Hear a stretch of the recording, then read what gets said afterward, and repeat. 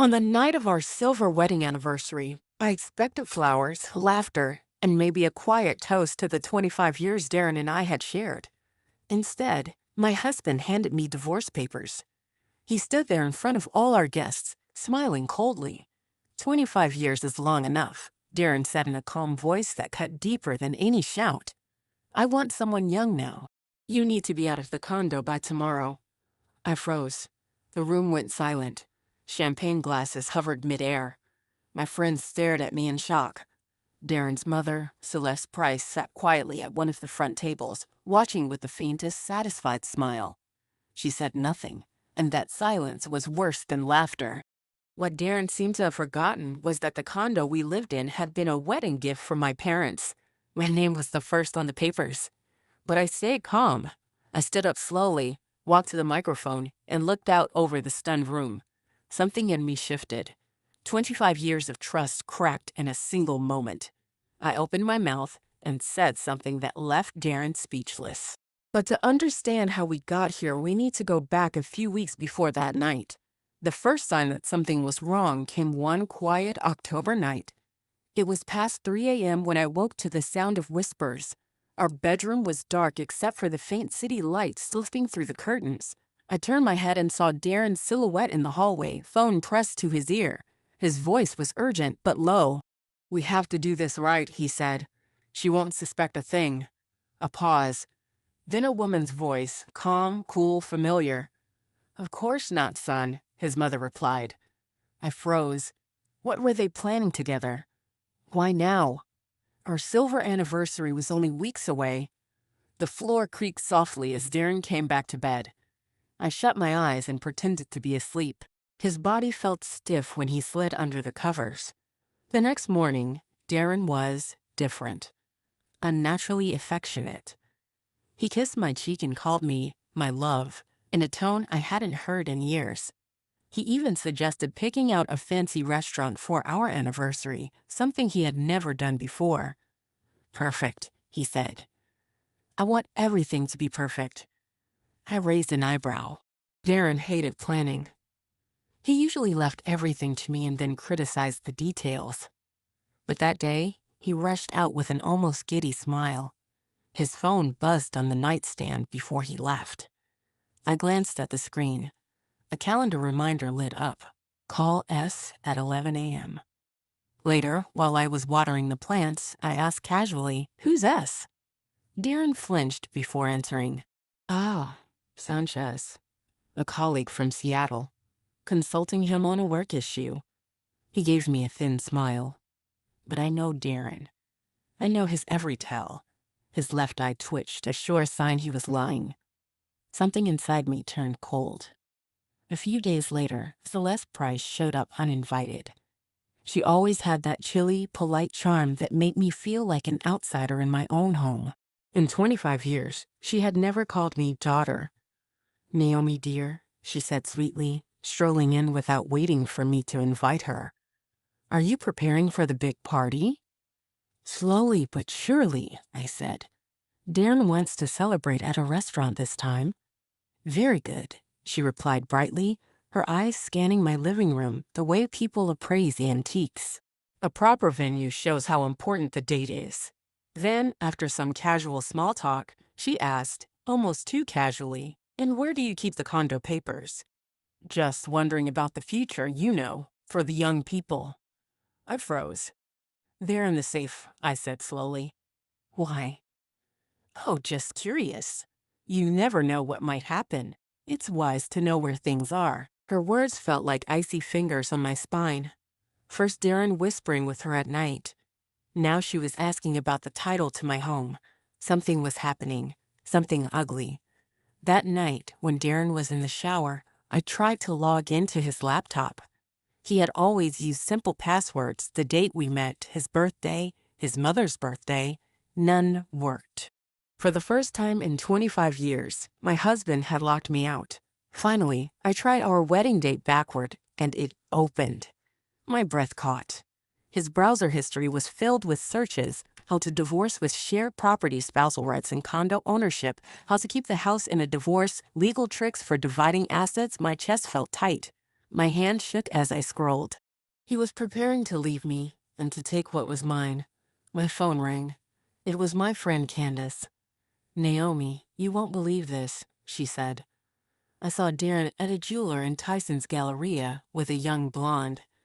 They were looking at rings, hugging, laughing."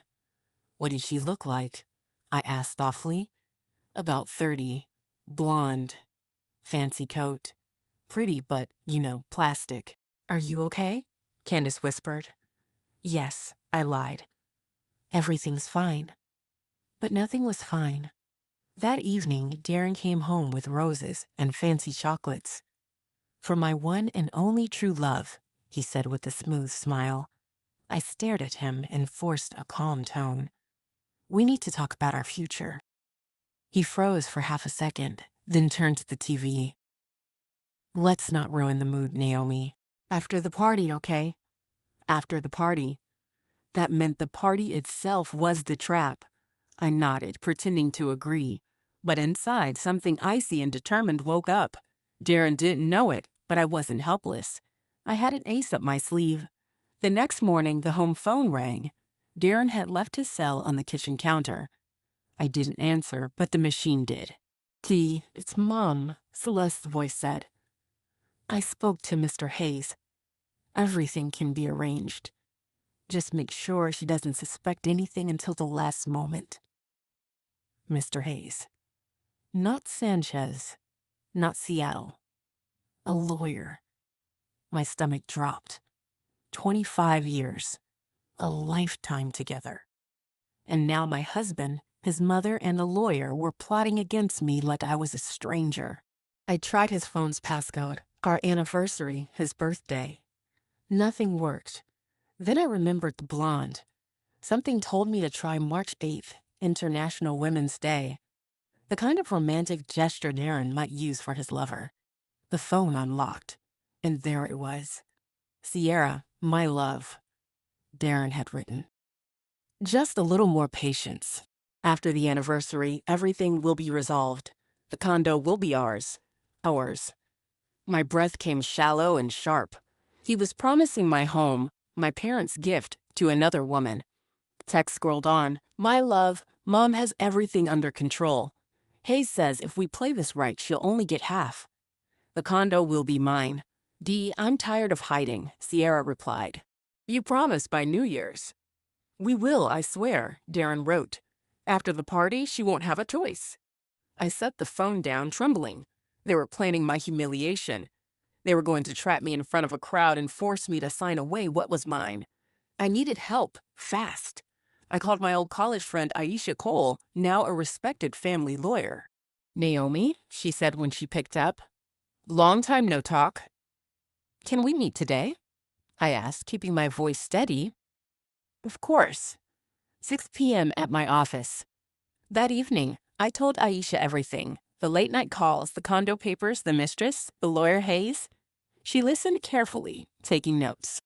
Finally, she said, "You're not powerless. You reacted in time." She explained since my parents had gifted me the condo before Darren's name was added, it was technically a premarital asset. If I could prove that, Darren couldn't take it. But I needed evidence and a comm strategy. "Gather proof," Aisha said. "Screenshots, photos of texts. Record conversations if you can. Move some money to an account in your own name. And most important, don't let them know you know." For the first time in days, I exhaled. I wasn't trapped. Not yet. That night, Darren came home acting casual, even mocking. "You look tired, Naomi," he said lightly. "You've let yourself go. Turning 50 isn't the end of the world, but you should take care of yourself. Go to the gym, maybe a dermatologist." Every word was a knife, but I stayed silent. Let him think I was weak. He also mentioned a Saturday meeting. I knew exactly with whom. But Darren didn't know my secret. A week earlier, I'd received a letter from a notary in Germany. My Aunt Josephine, my father's sister, had died. She had no children, no spouse, and she left everything to me. It wasn't just a little inheritance. It was life-changing. A condo in Munich worth around $800,000. A luxury condo in Miami Beach. bank accounts totaling over $1 million. I hadn't told Darren.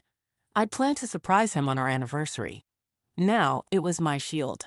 The next day, I visited Mr. Perry, the lawyer who had handled our condo years ago. He remembered the case. "Yes, Naomi," he said, checking the old files. "Your parents bought the condo and gifted it solely to you. Darren's name was added later after the wedding.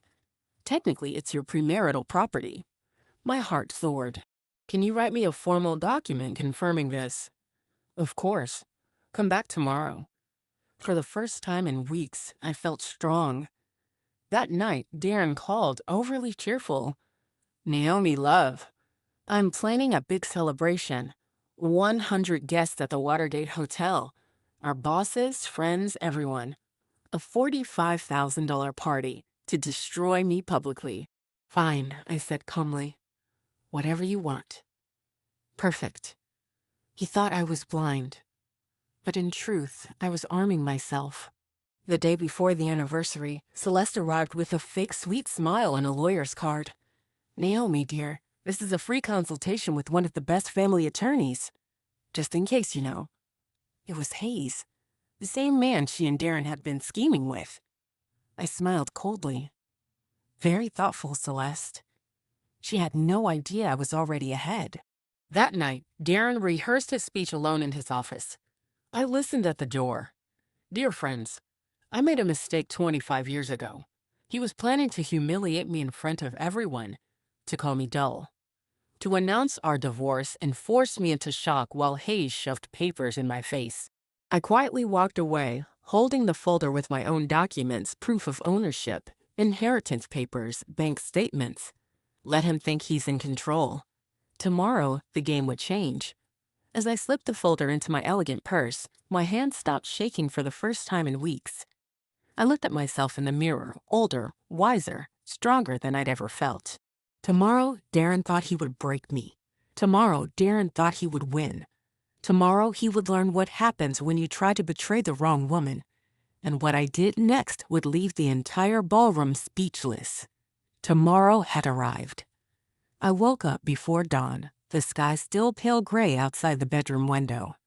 Darren was snoring softly, unaware that his perfect plan was already falling apart. I moved quietly, careful not to wake him. My purse sat ready on the dresser, the folder of documents tucked safely inside. In the bathroom mirror, I studied my face. For weeks, I had been holding back tears and hiding fear. But that morning, I saw someone new, calm, steady, and prepared. A woman about to fight back. I slipped on a robe and made coffee. The house was silent except for the gentle hum of the refrigerator. My mind replayed Darren's voice from last night. "Tomorrow your life is going to change. Completely." Yes, it would. Just not the way he imagined. When Darren finally woke, he was buzzing with energy like a boy on Christmas morning. He hummed as he shaved. He tried on 2 suits before settling on a sleek navy one. At breakfast, he kept checking his phone. "Are you ready for tonight?" he asked, eyes gleaming. "Of course," I said softly. "You'll be surprised," he promised. "And sure I will," I replied, sipping my coffee. He didn't notice the edge in my voice. After he left to check final arrangements, I got to work. First, I called Mr. Perry. "Your document is ready, Mrs. Sterling," he said. "It clearly states the condo was a premarital gift." "Perfect. I'll pick it up right away." When I arrived at his office, he greeted me with a warm handshake and handed over a thick, embossed folder. Inside was a notarized statement backed by official property records. Proof that the condo was mine alone.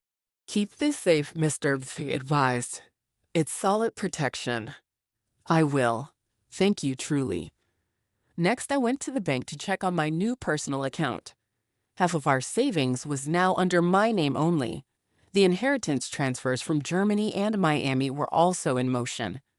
Financially, I was untouchable. At lunch, I met with Aisha, my lawyer friend. She smiled when she saw the documents. "Naomi, this is gold," she said. "He can't touch that condo. And your inheritance? Completely separate." "I just need to keep calm tonight," I whispered. "Exactly. No tears. No shouting. Stay controlled."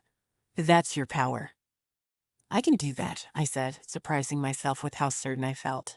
By mid-afternoon, I visited the Watergate Hotel to see the ballroom one last time.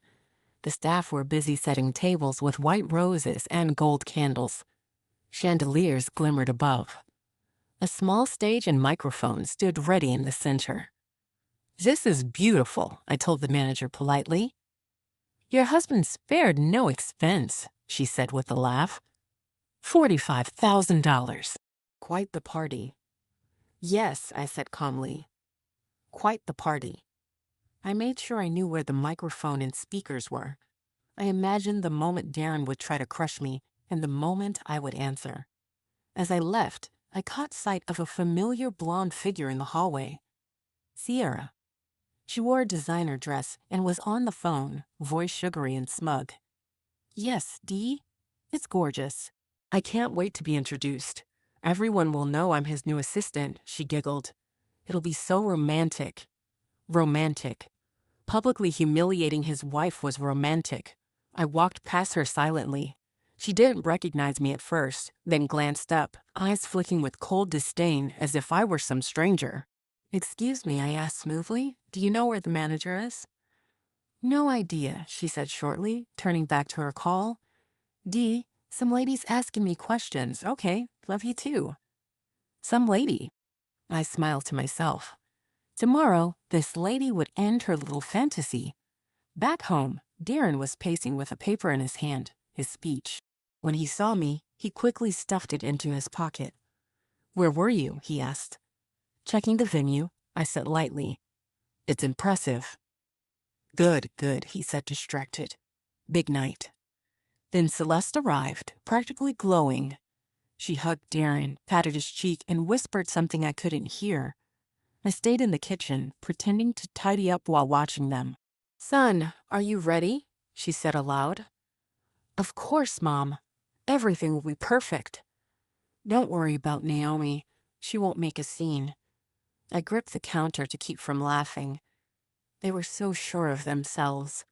Celeste glanced at me once, her smile polite but sharp. "Naomi, dear, tonight will be wonderful. Everyone will admire your strength and grace." "Thank you," I replied evenly. If only she knew. Night fell. I slipped into my new elegant dark blue dress. Simple but striking. I brushed my hair until it shone and applied a touch of lipstick. When I looked in the mirror, I didn't see a victim. I saw a woman about to reclaim her dignity. Darren looked thrilled when he saw me. "Wow, you look great," he said, clearly surprised. "Thank you," I said with a calm smile. We drove in silence. The city lights passed by, a blur of gold and red. I thought about the day we married, how we had driven in silence then too, but with excitement. Tonight's silence was the calm before battle. At one point, Darren said softly, "Naomi, whatever happens, I wish you the best." I almost laughed. "Thank you, Dee. I wish you exactly what you deserve." He didn't catch the warning in my voice. The Watergate Hotel glittered when we arrived. 100 guests were already seated at round tables. Soft music played. Waiters floated by with champagne. Everyone smiled and congratulated us. 25 years, people said. How romantic. Yes, I replied with a small smile. Very unexpected, all of it. I spotted Sierra across the room, dazzling in her expensive gown. Darren introduced her to colleagues as his new marketing assistant. She smiled sweetly at them, occasionally casting me a smug glance. Celeste worked the room, shaking hands and accepting praise for raising such a successful son. She looked so proud, so certain that tonight would crown Darren's victory. At a back table sat a man in a dark suit, Mr. Hayes, the lawyer. He watched quietly, briefcase beside him, ready to strike. I took my seat beside Darren at the head table. The folder of documents rested in my elegant clutch. My heart was steady. My plan was clear. The master of ceremonies stepped up to the microphone. "Ladies and gentlemen, may I have your attention, please?" The room hushed. "It's my honor to invite Darren Price to share a few words with us on this very special night." Darren stood. He straightened his tie, smiled warmly at the crowd, and walked confidently to the microphone. I held my breath, not in fear, but in readiness. "Dear friends," he began, his voice smooth and practiced, "thank you for joining us tonight. 25 years of marriage is no small thing." People clapped softly. Glasses clinked. "I've been reflecting on my life with Naomi," he continued, "on what brought us together, and what has kept us together, and also what hasn't." A murmur of surprise rippled through the crowd. Darren smiled faintly. "Life teaches you lessons. People change. What seems right when you're young can turn out differently. Sometimes we make choices that felt good back then but aren't right anymore." I felt 100 eyes turn to me. I kept my face calm. Darren's tone grew more confident. "Tonight, in front of friends, family, and colleagues, I want to be honest. For 25 years, I've tried to make a marriage work that simply isn't working. I've been living with someone who doesn't understand the man I've become. Someone gray, unexciting, not a true partner for a successful life." Gasps rippled across the room. A woman whispered, "Oh my God." My friend Candace looked furious. Celeste, on the other hand, sat glowing, smug as a cat. "I know this is hard to hear," Darren said, pretending to look sad. "But honesty matters. Naomi and I are different people. We want different things. So I've decided to move on. I'm filing for divorce." The room erupted, shocked whispers, sharp intakes of breath, disbelieving stares. People turned to me, expecting tears or collapse. Darren raised a hand for quiet, savoring the drama. "I'll be fair," he said, pretending to be noble.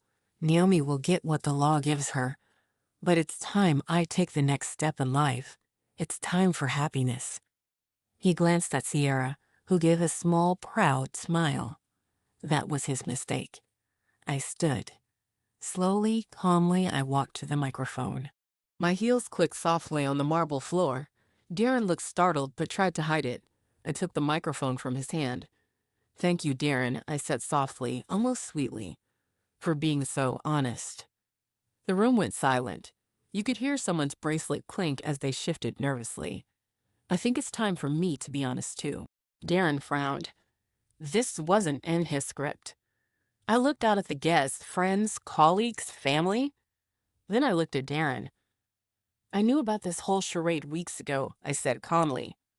"I knew about Sierra." I nodded toward the blonde, whose face went pale. "I knew about the lawyer, Mr. Hayes, sitting right there.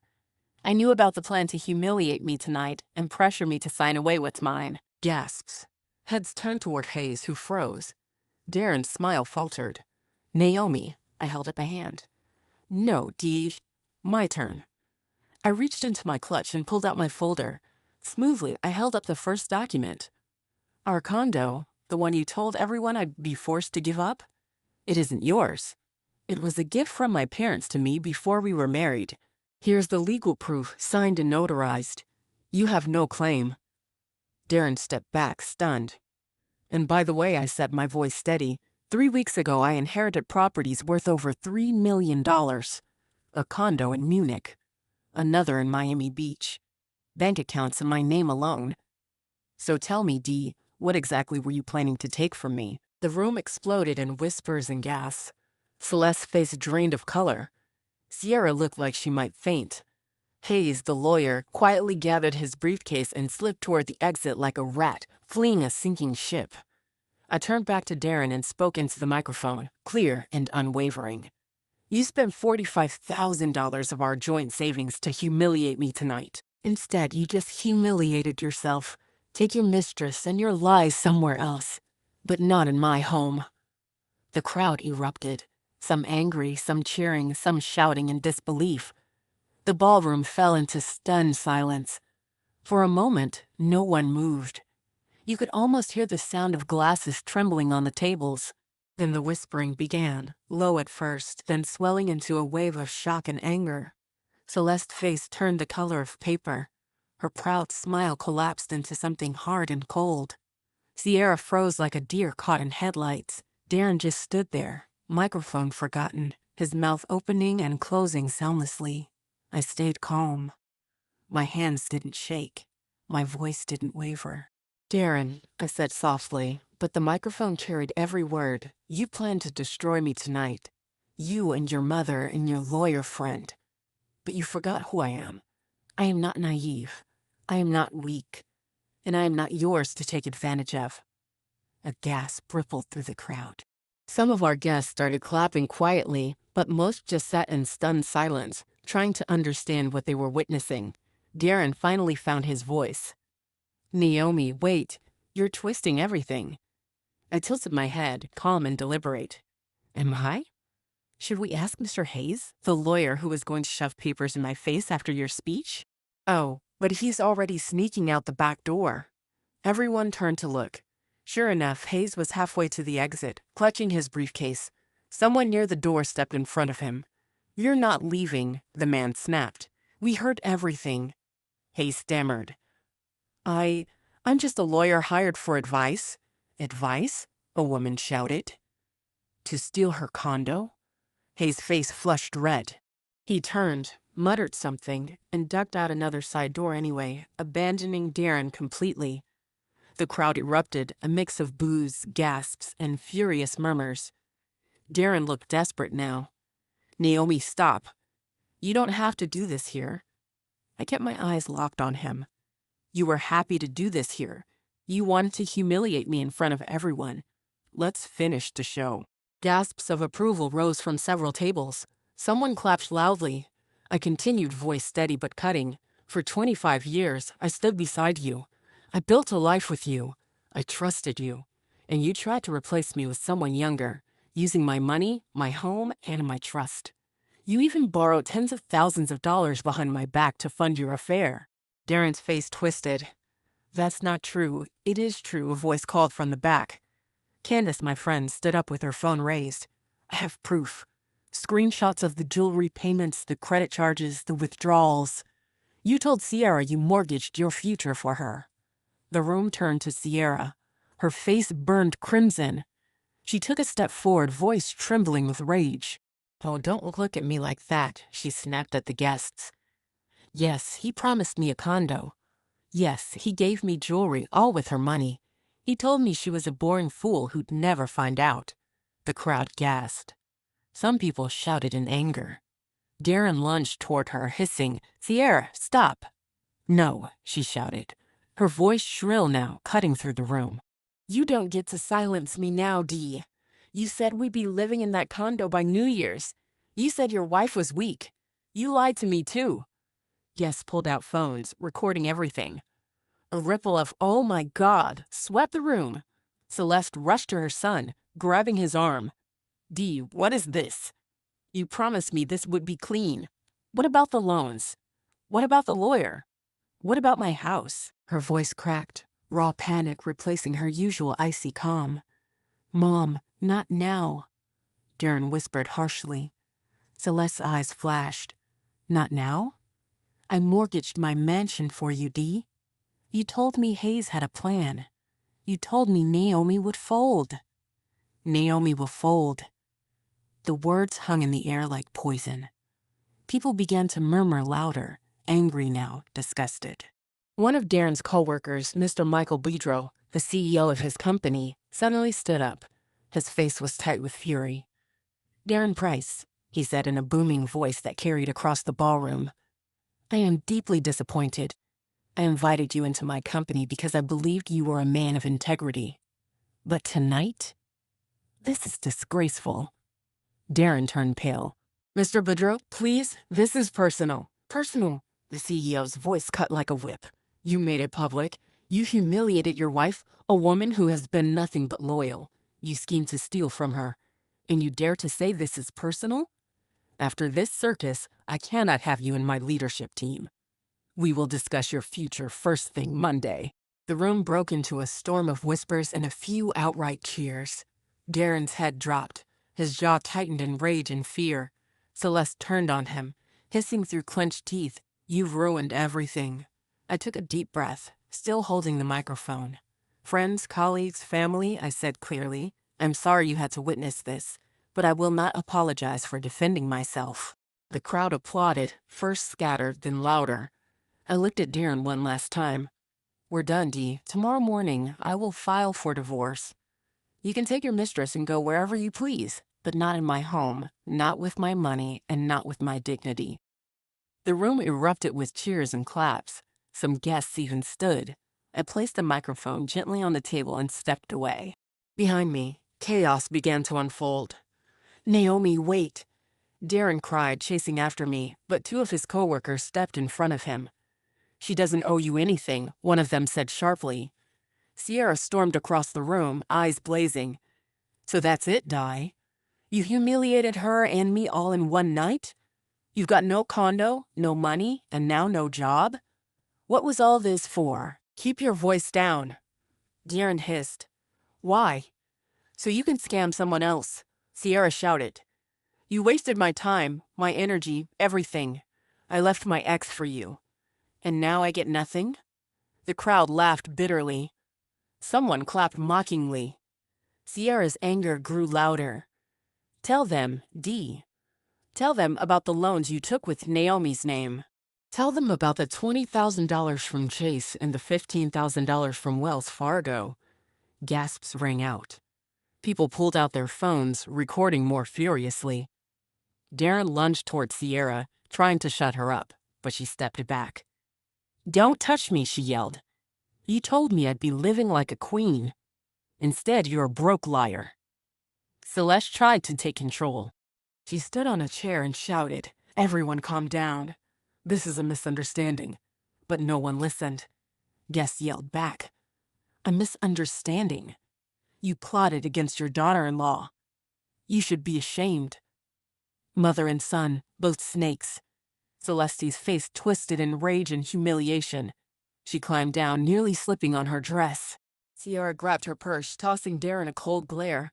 "We're done," she spat. "Don't call me again.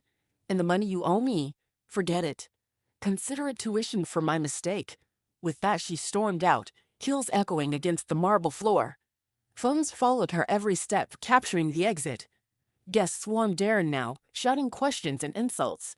"How could you do that to Naomi? 25 years, and you call her boring? You're a disgrace. Man up and apologize." But Darren didn't answer. He just stood there, sweat shining on his forehead, eyes darting wildly for an escape. Celeste clung to his arm, whispering urgently, "We need to leave. Now." Finally, security stepped in to restore order.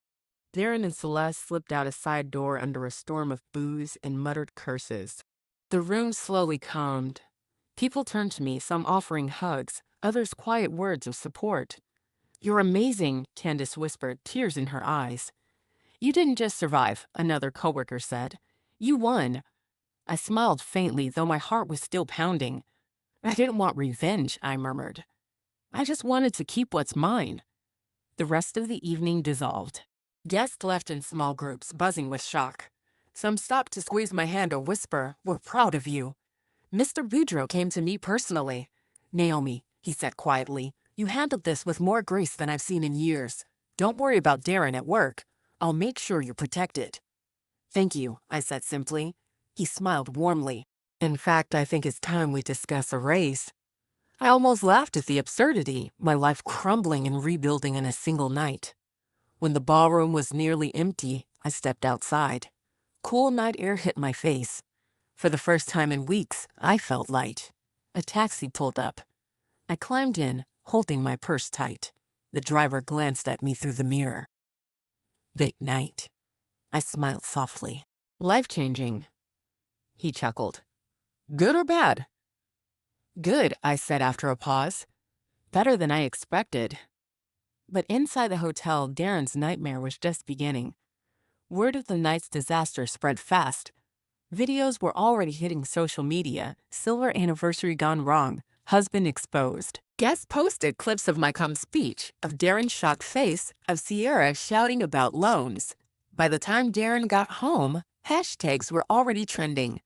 Or silver anniversary scandal, #Naomi wins, #Naomi wins, #don't M's with her. His phone buzzed endlessly with messages, some mocking, some furious, some from his own colleagues.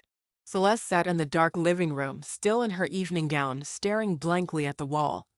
"What have we done?" she whispered. Darren rubbed his face with shaking hands. It's just gossip. It'll blow over. Celeste turned to him slowly. No, Dee. You humiliated your wife in front of powerful people. Your CEO was there.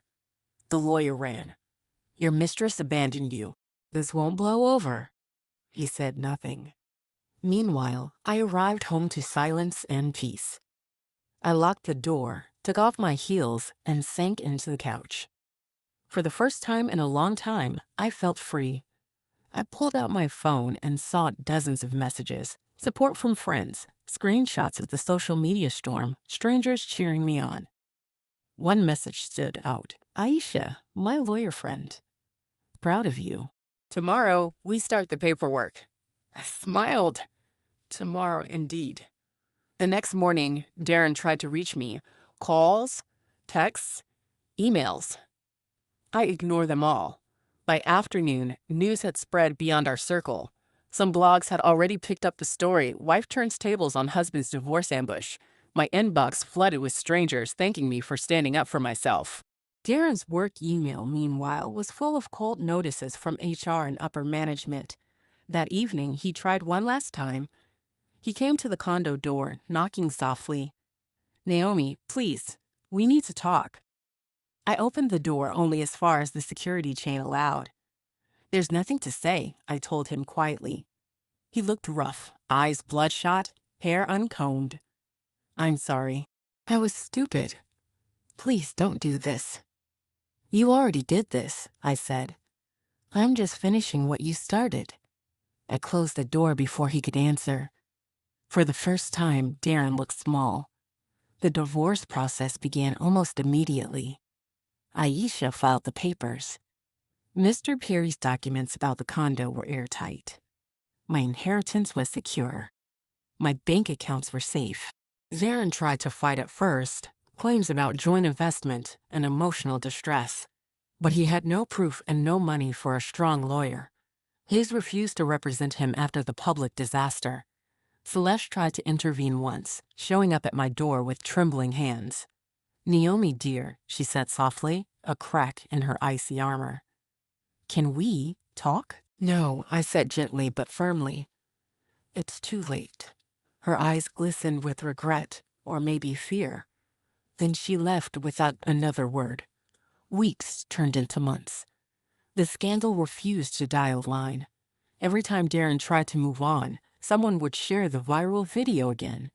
People called him the anniversary traitor. His professional reputation sank. He started driving a taxi to pay off the loans Sierra had revealed. Celeste sold her mansion to cover debts she'd foolishly guaranteed for him. And me? My life was changing in ways I hadn't dared imagine.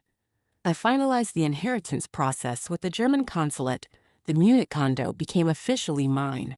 The Miami Beach condo was waiting, sunlit, spacious, overlooking the ocean.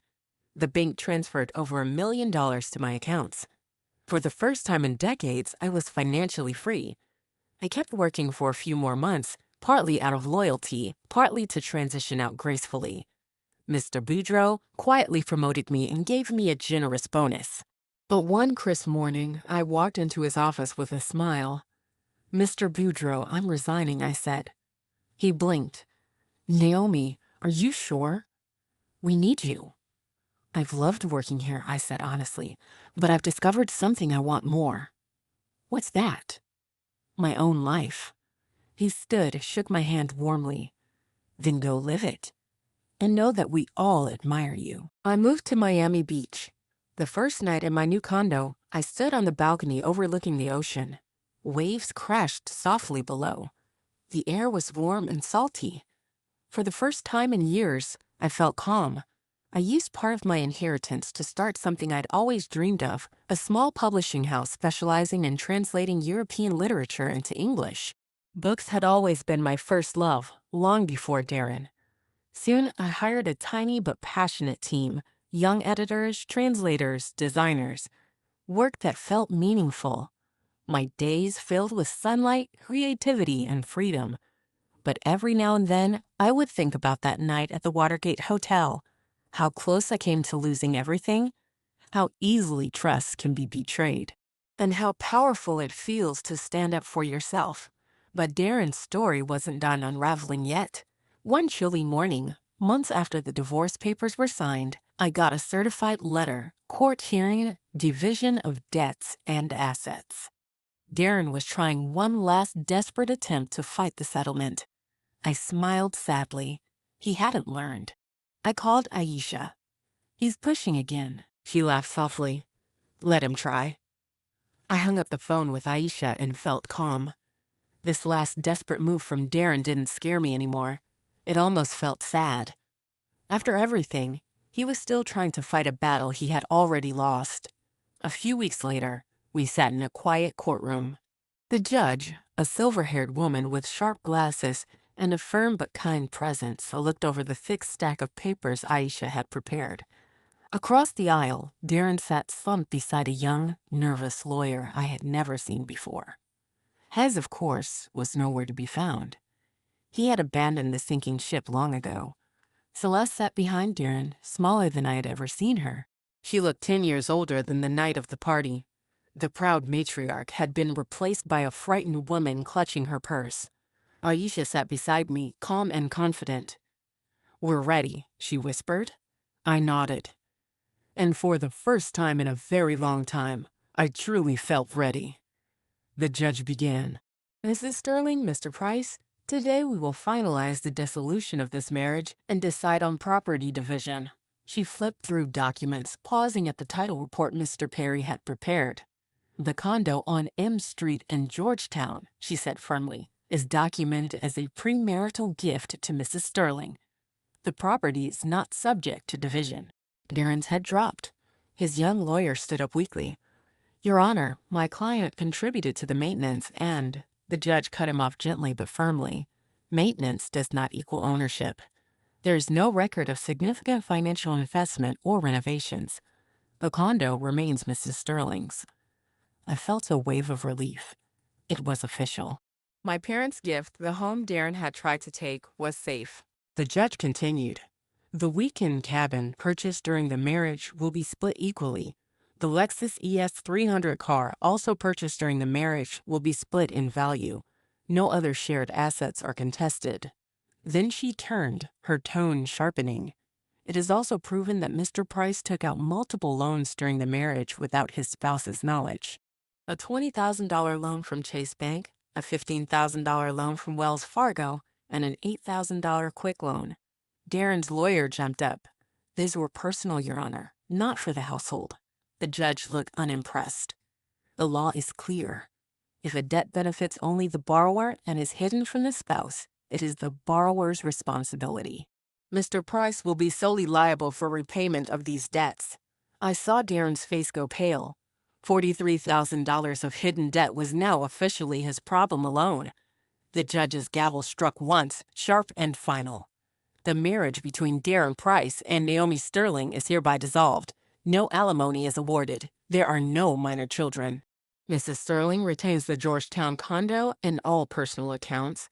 Mr. Price retains half the cabin value and half the car's value.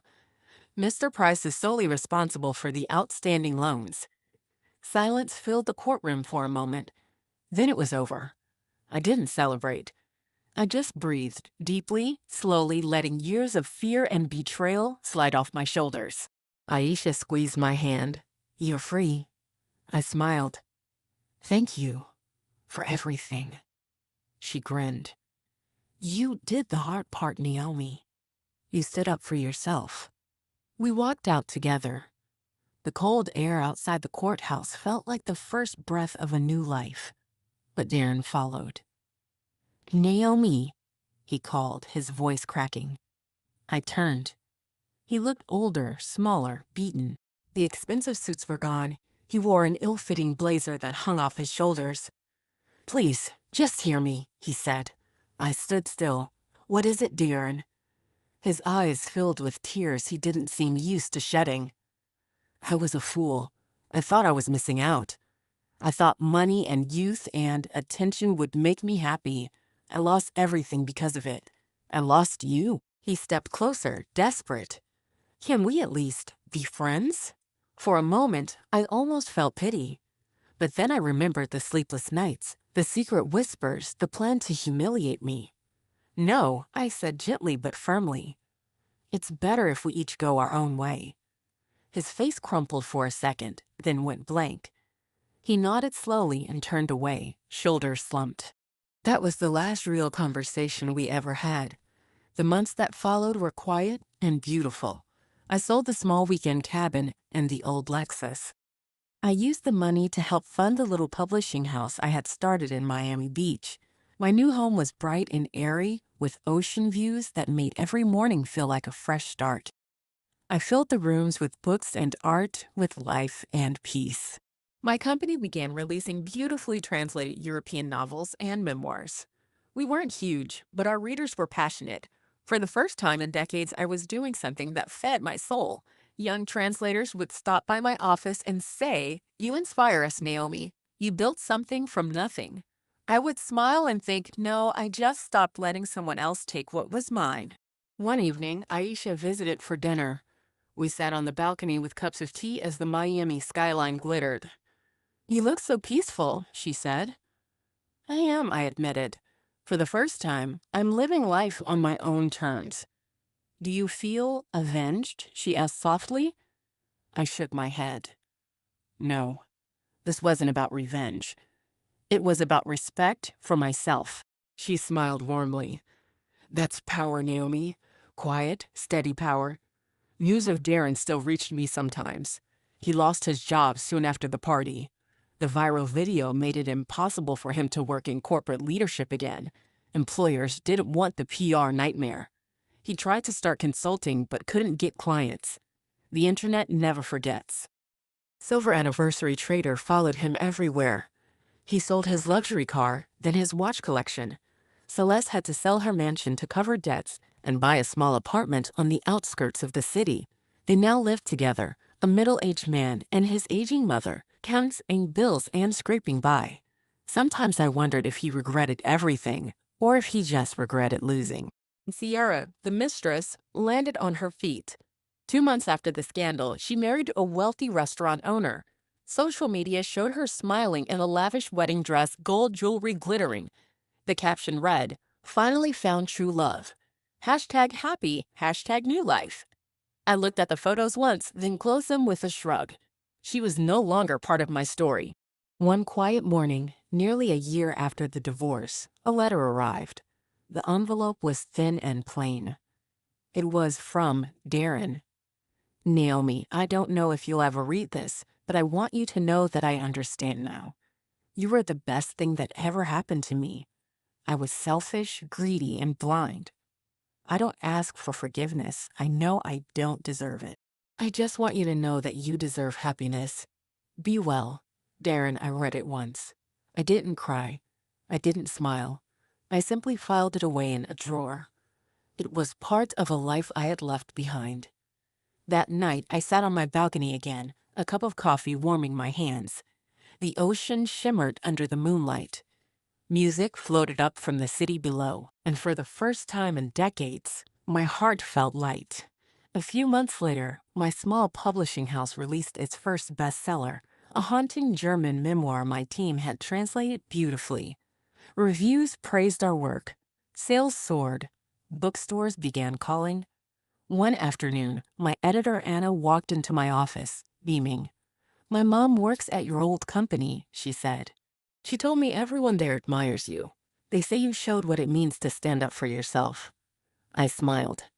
"I didn't feel strong at the time," I admitted. "I just decided not to be a victim." Anna grinned. "That's strength." Sometimes women from my past reach out. Old friends, coworkers, even strangers who saw the viral video. They write long messages about marriages gone cold, about fear of leaving, about losing themselves. They ask, "How did you do it?" And I tell them the truth. I got help. I gathered proof. I protected what was mine. And when the moment came, I chose my dignity over fear. It's not about being perfect or fearless. It's about deciding you're worth saving. Life now is peaceful and full. Mornings start with quiet coffee on the balcony, the sea stretching endless in blue. My days are filled with stories, books, creative people. Evenings end with friends over dinner and laughter. No one whispers behind my back. No one drains my strength. No one plots to steal what's mine. I am free. If you're listening to my story tonight, I want you to take something with you. Never underestimate your own power. Betrayal can shake you, but it can also wake you up. You are stronger than you think. And sometimes walking away is not losing, it's winning your life back. Tell me in the comments where you're watching from and what moment in this story shocked you the most. If you enjoyed this journey, give the video a like. It helps more people find stories like this. Don't forget to subscribe so you don't miss the next life story full of strength, survival, and unexpected twists. Thank you for being here and sharing this moment with me. See you in the next story.